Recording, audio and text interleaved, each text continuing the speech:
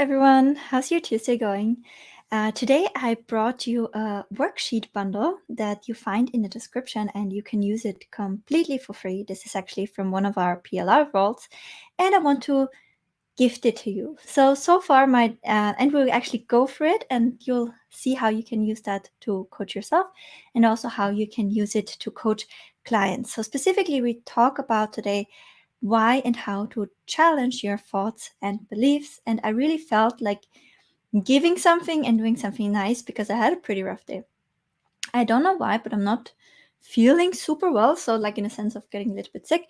But also, my Facebook ad account got disabled. It was a long day, and then I discovered that my ad account got disabled because PayPal changed something where I need to upload documents, and there was no warning. They just blocked the payment from Facebook, and because we're spending $2,000 a day, Facebook was like, "Nope, you owe us how much was it? A little bit over $1,000," and they just immediately shut down the account. So my immediate reaction to that was panic. This means that my business is over and I have to go back to a regular 9 to 5 job. And I was like, okay, let's challenge this thought, let's challenge this belief. And then I basically broke it down and I took some actions with support. And now I'm at a place where I embrace it actually as an opportunity. Counterintuitively, or interestingly enough, there were actually sales coming in. So it happened yesterday night. I can see that based on the amount spent. And interestingly enough, although it was stopping yesterday night, there still came in today $2,500 in sales. So I'm not sure if it's the afterburning effect from the ads, which is like a thing, and how quickly it will dry out. But eventually I will need to work on getting my ad account back. But I think it's very, very interesting because first off, it allows me to see how much of my ads are really, or how much of my front end sales were really coming from ads right now, and how many of my sales were really coming from organic. Because when the ads are off, right, I can measure that more accurately because the purchase data, although I'm using Conversion API and other tracking measures, they aggregated in the Facebook Ads Manager. And so Facebook might claim some purchases that actually were coming from organic efforts, like my YouTube, like my Instagram, like my email list. So it will allow me to get a clearer picture. And if I really have to start an ad account from scratch, I can also more emphasize with my members because I have to build up an ad account from scratch and I can document that journey again. And I'm sure that I will find like a lot of really valuable insight. And so I'm actually wanting to see it as an opportunity. And with that, I feel a lot more optimistic because I become option aware again. And that's something that I've really cultivated when something happens in my business. Or some of you might also know that recently we had a little issue in Secret Weapon PLR, and the way we handled it, actually the feedback was so beautiful that I think it brought us closer to quite a few people in our community. So when something happens, I always want to see it as there's an opportunity in that as well. But for that, I first need to understand what are my beliefs about the situation, and then I need to find evidence to debunk that, to just make myself aware that there are different points of views, and it's my choice which point of views I'm choosing because they empower me more, right? So this does not mean that we need to ever go something again that goes against our core values, etc. So we would not want to behave in that way, but it's definitely our complete free choice how we want to perceive things, and we can always choose to think about things and perceive things and in a way that is more empowering for us. And the same goes for your clients. So what I brought you today, also because I didn't have now with the whole shebang of being with the very, very, very unhelpful Facebook support for quite a while, I didn't have much time to prep something else. And I also thought, whenever I feel down, it's usually lifts me up to be a little bit more generous. So feel free to use this for yourself. Feel free to use this with your clients.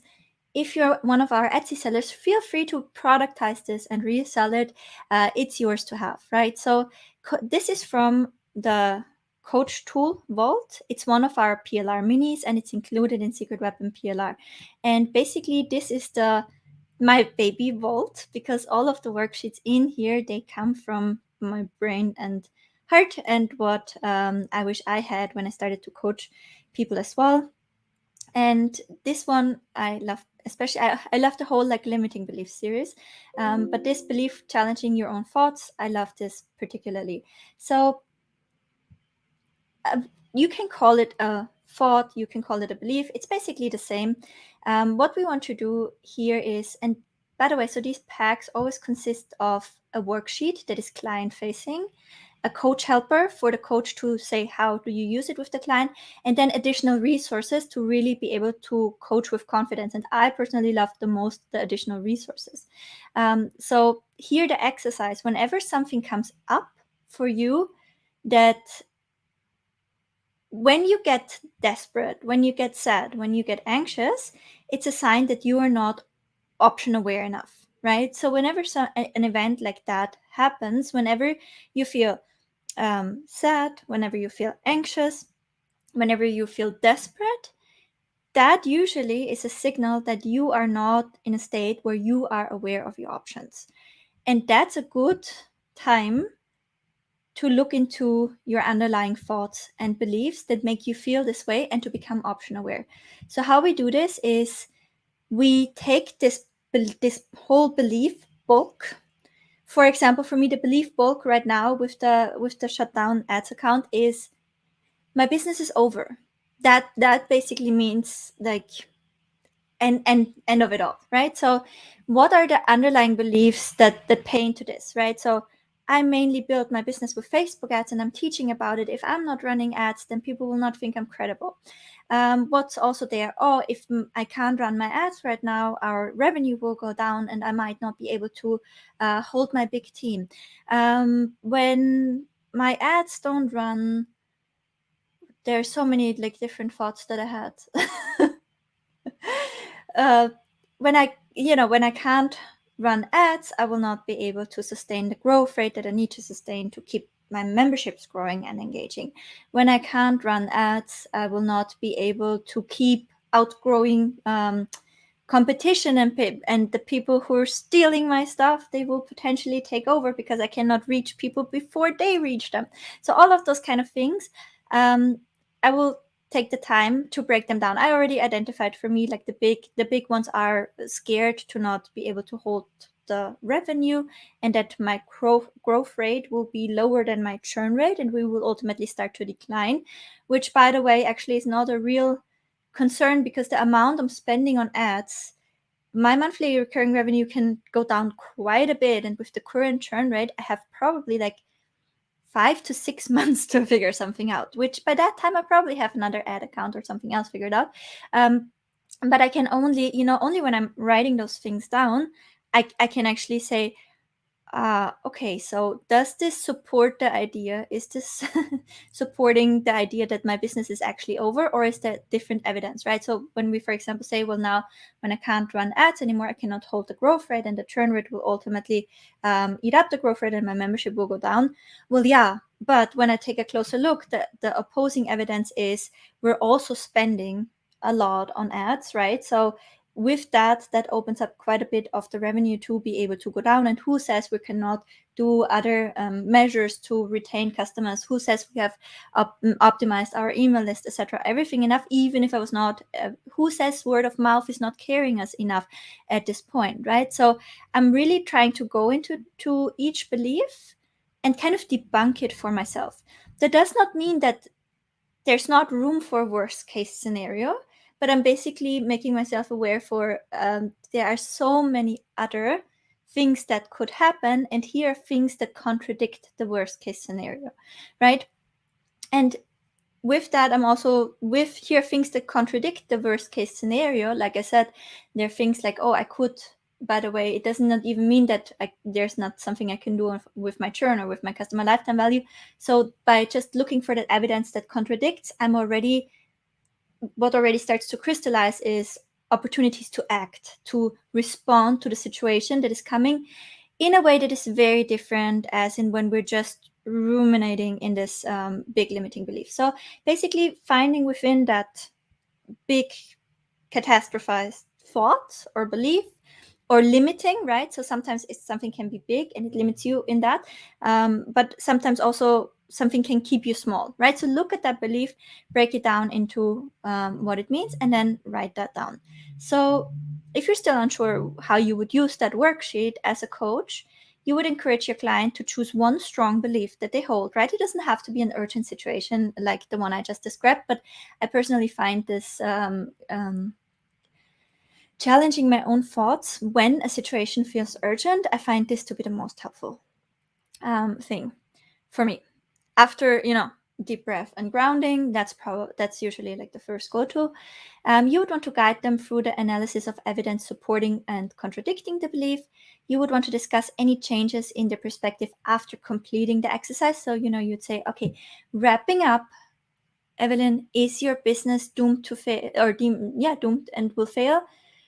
No, right? Are there lots of opportunities you have to make adjustments and, potentially either getting this back, starting a new one, and then you have another abundance of alternatives to respond to the situation?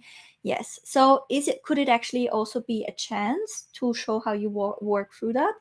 Yeah, right. So typically when you work through this with them, they will start to become aware of different options, and you would want to call that out as you observe it in your client and say, see, now look, you completely shifted your perspective on that. And how did you feel before, right? And do you feel more empowered now? So sometimes, or very often, it already helps our client if we just call it out for them, and it will help them to even more understand that they just have made progress, right? So explain to them how they also have just made progress by changing their perspective.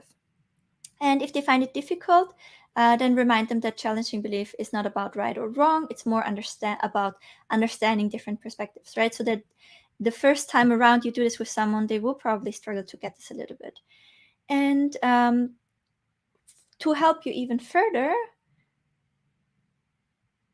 I have included a table here of what a conversation looks like and a 10-question framework to help them challenge the beliefs. So typically the first question, and you can read through the example after, the first question would be, what is the belief you want to challenge? Where did this belief come from? What evidence supports the belief? What evidence contradicts or challenges these beliefs? How has this belief benefited you? Right? So when we hold beliefs that limit us dearly, they typically benefit us.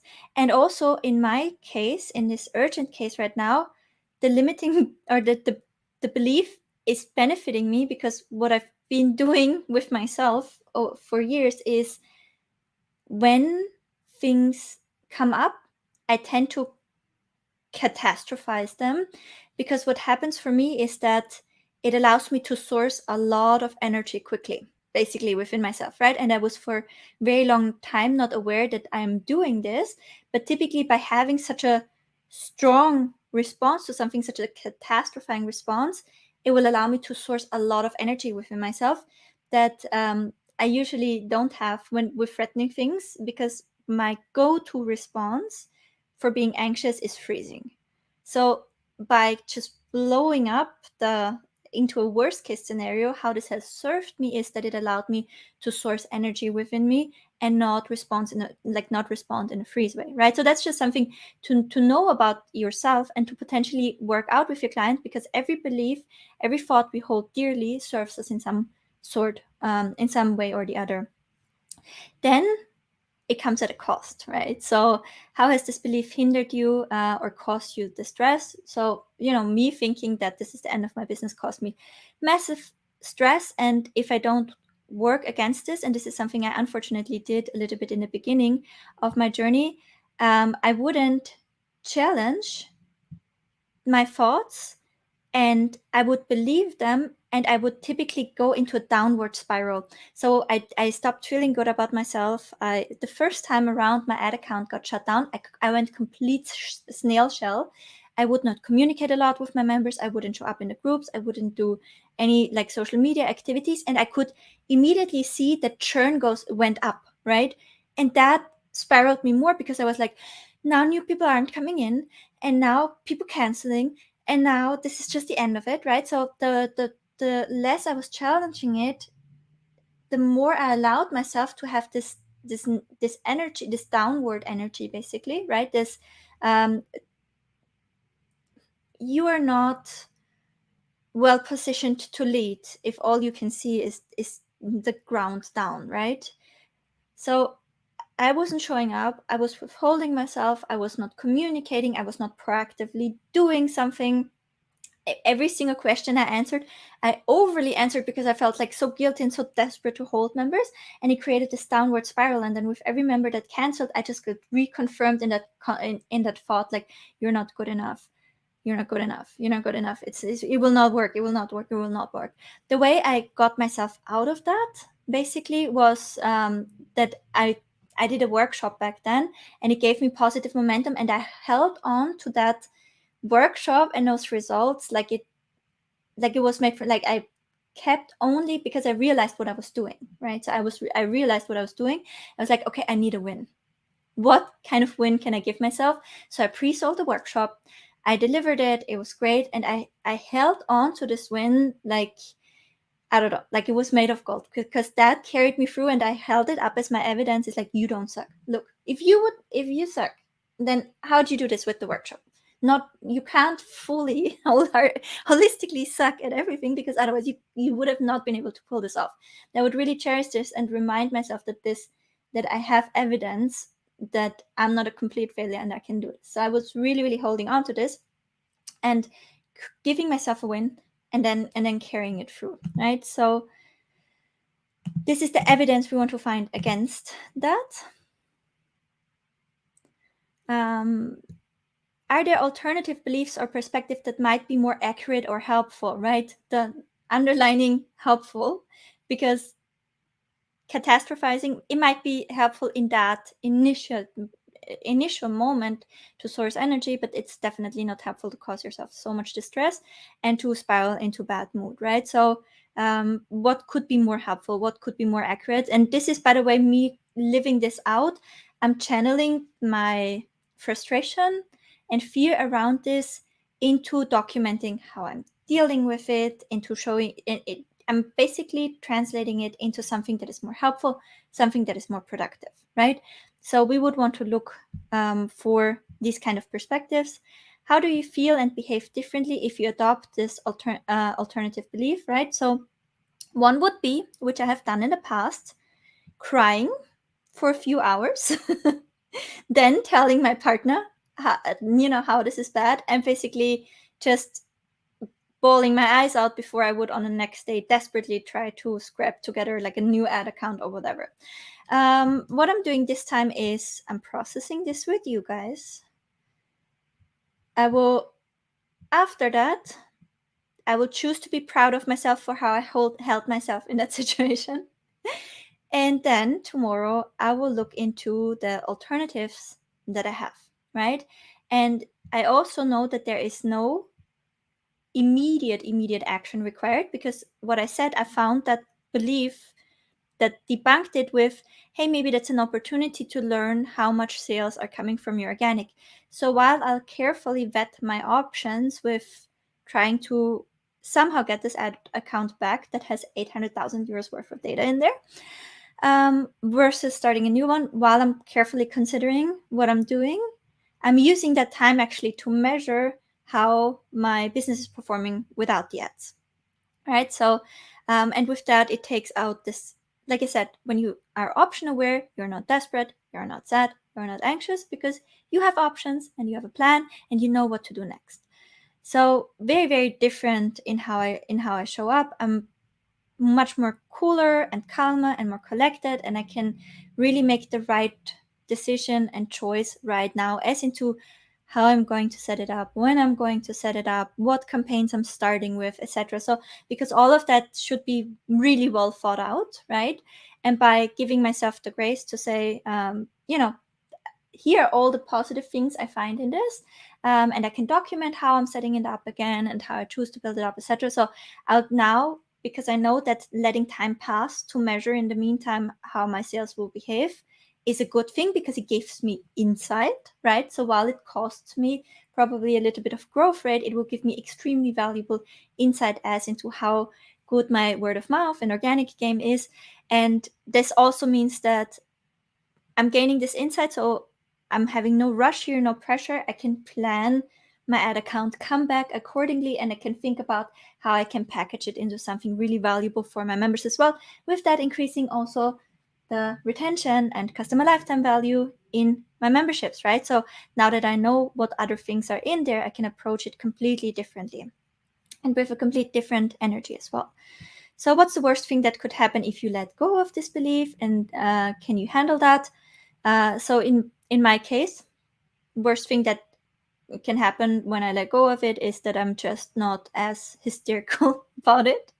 But you would want to ask this to your client, and then what steps can you take to start adopting the new belief that it's an opportunity, right? So for me, the first step was making these thoughts public and publicly committing to handle this in a cool, calm, collected, strategically valuable way. And here you have the another guide for how you gather evidence. So what you would want to do here, a few tips you would want to, when you work with your client, but also when you work with yourself, ask open-ended questions. Start with questions like, can you tell me more about that, or what makes you feel this way? So you would also want to say, okay, this is, my business is doomed to fail because my 800,000 euro ad account is gone, right? Can you tell me more about that? So here are all the kind of sub fears, sub thoughts that you have, and you would want to do that with your client as well. Let them ramble and talk, and so all of those. I also let myself ramble and talk, and I'm like, oh, that's interesting. What's all coming out from you here, because that's weird. What you think about that, and just record that, right? And then you can ask specific examples. So when a client states a belief, prompt them for specific instances or events that support that belief. Concrete examples can provide clarity on the belief's foundation, right? So, for example, when I say things like, if I'm not able to retain the revenue, I will have to let go of my team. This is because I have been in the situation in my business, in a previous business where I had a business that grew really fast from 0 to 12 million. Our biggest client, which also was basically our only client at that time, decided to not work with us anymore. So we had all this revenue, and then because they went away from one day to the other, we had to stop the complete operation, right? So we shut it down. I took a payout, but we also had built up a team, and we had to let them go. And that was one of the, back then, because I couldn't process it differently, worst experiences and identity crisis that I ever had. Most guilt, most shame, like ever. So of course, this immediate, where's that thought coming from, that if I can't hold revenue, I will have to let go of people, and that feels like dying. Well, I had a similar experience in the past, right? So immediately my whole body and system is like, this will happen again, this will happen again, right? So although it's completely different this time, but you would want to challenge those specific situations to identify where it's coming from. And when you know where it's coming from, you can also help yourself and your client understand how it's different this time, and if we can find evidence that it's different. Challenge generalizations. So if a client uses words like always, never, you would want to dig deeper. Ask if there have ever been exceptions to this perceived rule, prompting them to think of counter examples, right? So have there ever been times when my ad account got shut down and my business did not fail? Yes. In fact, my ad account was shut down multiple times, and I always found a workaround, right? Facts versus interpretation. You'd want to guide yourself or your client to differentiate between objective facts and their assumptions or interpretations. And this, of course, helps to understand that how you perceive the situation is not the reality of the situation. And then external perspective, you would want to encourage your client to consider how a neutral third party might view the situation, and to consider an outside perspective of that is also really, really helpful. So for example, if I would tell my father right now that my ad account is shut down, he would not think that my business is doomed, because he knows my numbers and client structure and everything in between. So shifting to, well, how would this other person perceive the situation, can really help to create this psychological distance as well. So a really, really good one, really good also for clients you feel are stuck and that say things about themselves like, often it's also beliefs that they have about themselves.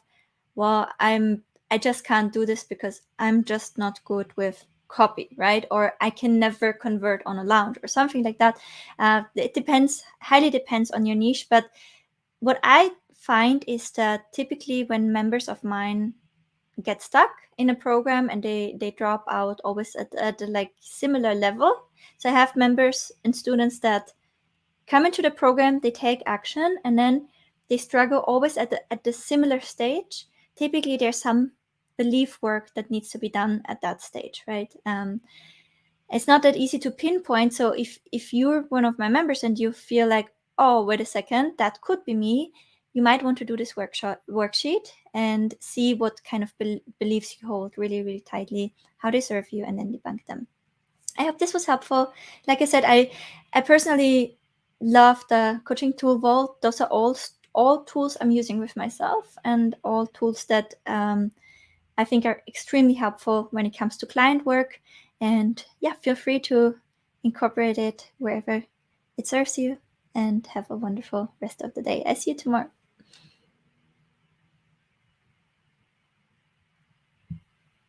I'm glad. Thank you.